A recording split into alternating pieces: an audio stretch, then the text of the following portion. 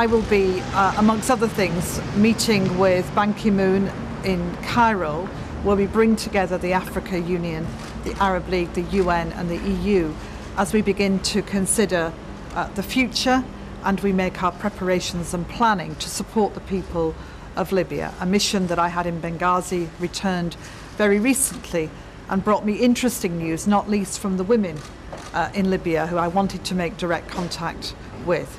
That discussion is in the broader context too of the southern neighbourhood, and our concerns still remain for the fragility in Yemen, for the events that are happening in Syria, what's happening in Bahrain, and we continue to discuss with the people there to make our statements, to make our political views well known, that we need to find a way through that will give the people what they're clearly seeking.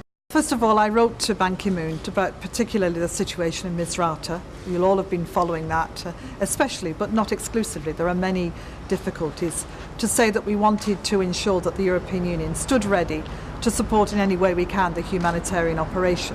Let me be clear, it's for the UN to decide that they wish the EU to engage with any of its military assets. They must make that decision, and they will have to make that decision, recognising the importance of keeping humanitarian operations clearly focused on the humanitarian aspects of what they're trying to do and not mixing up the two. In addition, of course, we will want to consider the situation in Cote d'Ivoire, and the arrest of Mr. Gbagbo is welcome. I want to see the people in Cote d'Ivoire be able to have peace, a future, their economy restored, to get things, if you like, back to normal, and for the elected president to take his full and proper place in that country. And I look forward to that happening for Mr. Ouattara very soon.